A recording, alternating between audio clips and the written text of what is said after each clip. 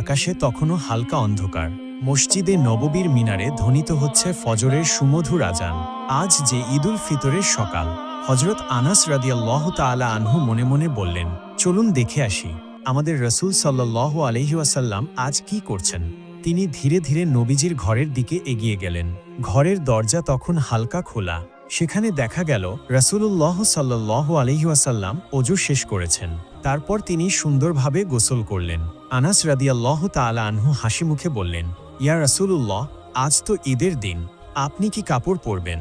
রাসূলুল্লাহ সাল্লাল্লাহু আলাইহি ওয়াসাল্লাম হালকা হাসলেন, বললেন, আনাস, আমরা সবচেয়ে ভালো জামা পরব আজ।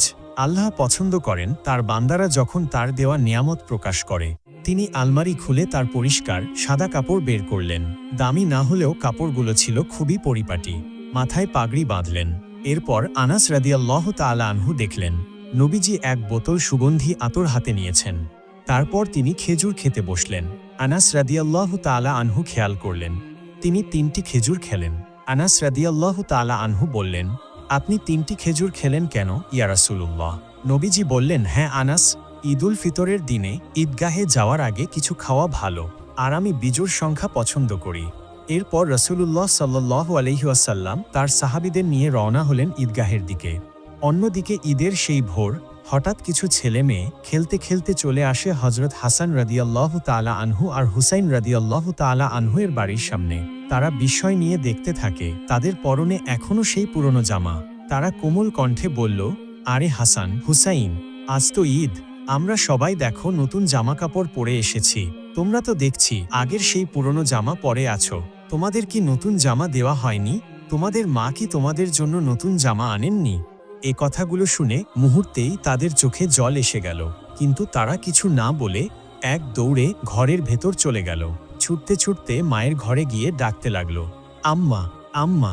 সবাই বাইরে দাঁড়িয়ে। আমাদের বন্ধুরা, তারা সবাই ঈদের জামা পরে ঈদের নামাজে যাচ্ছে, আমরাও যাব। আমাদের নতুন জামা কোথায় আম্মা?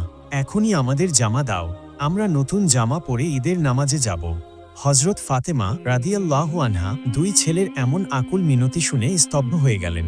তার প্রাণের টুকরো 2 দুলাল তার দিকে আশায় ভরা চোখে তাকিয়ে আছে। তিনি জানতেন তাদের জন্য কোনো নতুন জামা নেই। ঘরে যা ছিল সবই তো শেষ। দুনিয়ার রোজগার যা ছিল তাও হযরত আলী রাদিয়াল্লাহু তাআলা আনহু আগেই গরিব দুঃখীদের মাঝে বিলিয়ে দিয়েছেন। অতঃপর তিনি নিজেকে সামলে নিয়ে কোমল কণ্ঠে বললেন, আমার সোনামণিরা, তোমরা তো এখনো গোসল করনি। আগে তোমরা দুজনে ভালো করে গোসল করে এসো। তোমাদের নতুন জামা তো দর্জির দোকানে রয়েছে, সে তৈরির কাজ শেষ করলেই আমি তোমাদেরকে পরিয়ে দিব। তারপরে তোমাদেরকে সুগন্ধি মেখে দিব। তারপর তোমরা ঈদের নামাজে যাবে। এখন যাও, আগে গোসল করে আসো। মায়ের মুখের কথায় হাসান হুসাইন রাদিয়াল্লাহু তাআলা আনহু উচ্ছ্বসিত হয়ে গেল। 2 শিশু ছুটে চলে গেল গোসল করতে। তাদের নিষ্পাপ মন বুঝল না মায়ের কষ্ট। হযরত ফাতেমা রাদিয়াল্লাহু আনহা তিনি আর নিজেকে ধরে রাখতে পারলেন না। দরজার আড়ালেই বসে পড়লেন। সেজদায় পড়ে কেঁদে কেঁদে আল্লাহর কাছে ফরিয়াদ জানাচ্ছিলেন। চোখের জলে তার জায়নামাজ ভিজে যাচ্ছিল। তিনি বলছিলেন, হে আমার রব, তুমি ছাড়া আমার আর কেউ নেই। তুমি আমার দুলালদের জন্য ব্যবস্থা করো। আমি যে কথা দিয়েছি সেটা পূরণ না হলে আমি সন্তানদের কাছে কি বলবো? হে আল্লাহ, আমার মুখে যেন মিথ্যার ছাপ না পড়ে, তাদের কোমল হৃদয় যেন কষ্ট না পায়। হে আমার প্রতিপালক, তোমার দয়া ছাড়া আমার কোনো উপায় নেই। ফাতেমা রাদিয়াল্লাহু তাআলা আনহু তখনও সিজদায় কাঁদছেন, তার চোখ বন্ধ। তিনি আল্লাহর কাছে এতটাই নিবেদিত হয়ে গিয়েছিলেন যে আশপাশের সবকিছু ভুলে গিয়েছিলেন। ঠিক তখনই হঠাৎ তিনি শুনতে পেলেন ছোট ছোট পায়ের শব্দ। তিনি মাথা তুলে দেখলেন দরজা দিয়ে ঢুকছে তার প্রাণের টুকরো 2 ছেলে, হাসান ও হুসাইন রাদিয়াল্লাহু আনহুমা। তাদের দুজনেরই মুখে এক অদ্ভুত আনন্দের হাসি। হাতে তারা ধরে আছে ঝকঝকে সুন্দর নতুন জামাকাপড়। ফাতেমা রাদিয়াল্লাহু তাআলা আনহু বিস্ময়ে তাকিয়ে থাকলেন। কিছুক্ষণের জন্য তিনি বুঝতে পারলেন না কি ঘটছে। তারপর তিনি তাদের কাছে এগিয়ে গেলেন, মমতাময়ী মাতৃস্নেহে জড়িয়ে ধরে কোমল কণ্ঠে জিজ্ঞেস করলেন, সোনামণিরা, বলো তো এই জামাকাপড় তোমাদের হাতে কোথা থেকে এলো? 2 ভাই হাসতে হাসতে মায়ের মুখের দিকে তাকিয়ে বলল, আম্মা, আমরা গোসল শেষ করে যখন ঘর থেকে বের হচ্ছিলাম তখন হঠাৎ করে একজন মানুষ আমাদের সামনে এসে দাঁড়ালেন। তিনি বললেন, হাসান, হুসাইন, একটুখানি দাঁড়াও। আমরা দাঁড়িয়ে গেলাম। তিনি বললেন, আমি দর্জির দোকান থেকে এসেছি, তোমাদের নতুন জামাকাপড় তৈরি হয়ে গেছে। এই নাও তোমাদের জামাকাপড়। তিনি আমাদের হাতে এগুলো দিয়ে দিলেন, তারপর আর তাকালাম না, দৌড়ে তোমার কাছে চলে এলাম আম্মা। কিছুক্ষণ পর হজরত আলী রাদিয়াল্লাহু আনহু ঘরে ফিরে এলেন এবং দরজায় কড়া নাড়লেন। হজরত ফাতেমা রাদিয়াল্লাহু তাআলা আনহু দরজা খুলে দিলেন। হজরত আলী রাদিয়াল্লাহু তাআলা আনহু ঘরে প্রবেশ করে দেখলেন তার দুই ছেলে হাসান ও হুসাইন ঝকঝকে নতুন জামাকাপড় পরে ঈদের নামাজের প্রস্তুতি নিচ্ছে। তিনি অবাক হয়ে তাদের দিকে তাকালেন, অবিশ্বাস্য বিস্ময়ে বললেন, হাসান, হুসাইন, এত সুন্দর জামাকাপড় কোথা থেকে পেলে তোমরা এই জামা?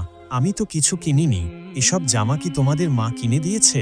এরপর তিনি ফাতেমা রাদিয়াল্লাহু তাআলা আনহু এর দিকে তাকালেন, প্রশ্নবোধক চোখে জিজ্ঞেস করলেন, ফাতেমা, তুমি কিভাবে এসবের ব্যবস্থা করলে?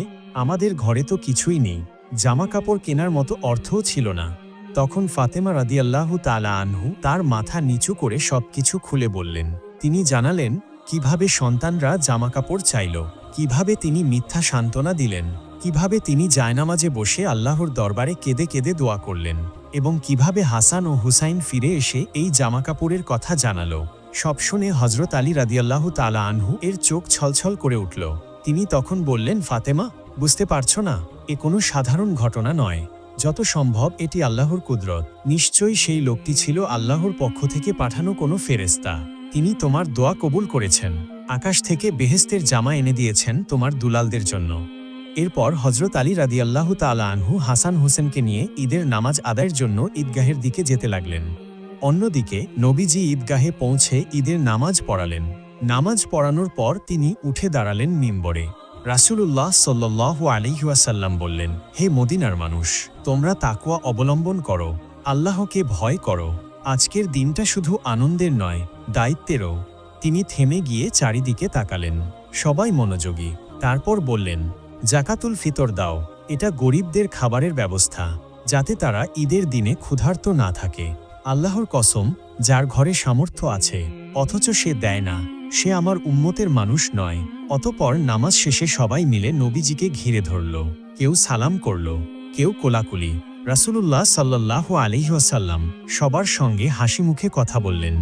একজন সাহাবা জিজ্ঞেস করলেন, ইয়া রাসূলুল্লাহ, আজ আপনি যে রাস্তা ধরে আসলেন, ফিরবেন কি একই পথে?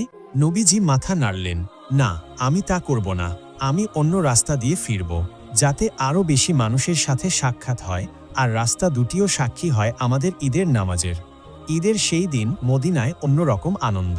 রাসূলুল্লাহ সাল্লাল্লাহু আলাইহি ওয়াসাল্লামের নির্দেশে সবাই একে অন্যের খোঁজ নিচ্ছেন, একে অপরকে সালাম দিচ্ছেন, কোলাকুলি করছেন।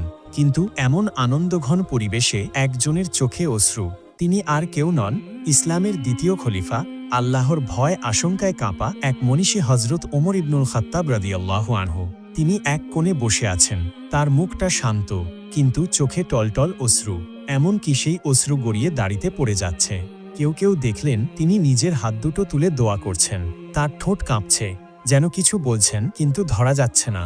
কিছু সাহাবী এগিয়ে গেলেন, তারা বললেন, ইয়া আমিরুল মুমিনিন, আপনি কাঁদছেন এই ঈদের আনন্দের দিনে? এই দিন তো খুশির দিন, আমরা তো আনন্দ করছি, আল্লাহর শুকরিয়া আদায় করছি, আর আপনি একা একা কান্না করছেন। হজরত ওমর রাদিয়াল্লাহু তাআলা আনহু ধীরে ধীরে চোখ মুছলেন, তারপর গভীর দৃষ্টিতে সাহাবীদের দিকে তাকিয়ে বললেন, হ্যাঁ, এই দিন আনন্দের। যারা জানে যে তাদের গুনহা মাফ হয়েছে, তওবা কবুল হয়েছে, তারা আল্লাহর রহমত পেয়ে আনন্দ করছে। কিন্তু আমি জানি না আল্লাহ আমার আমল কবুল করেছেন কিনা। সাহাবীরা তখন নিশ্চুপ। হজরত ওমর রাদিয়াল্লাহু তাআলা আনহু আবারও বললেন, আমি রাসূলুল্লাহ সাল্লাল্লাহু আলাইহি ওয়াসাল্লামকে বলতে শুনেছি, ধ্বংস হোক সেই ব্যক্তি যে রমজান পেল কিন্তু নিজের গুনাহ মাফ করিয়ে নিতে পারল না।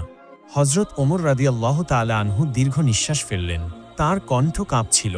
তিনি বললেন, রমজান মাস গেল, আমরা রোজা রেখেছি, তারাবিহ পড়েছি, কুরআন তিলাওয়াত করেছি, কিন্তু জানি না আমার এই সব আমল আল্লাহ কবুল করেছেন কিনা।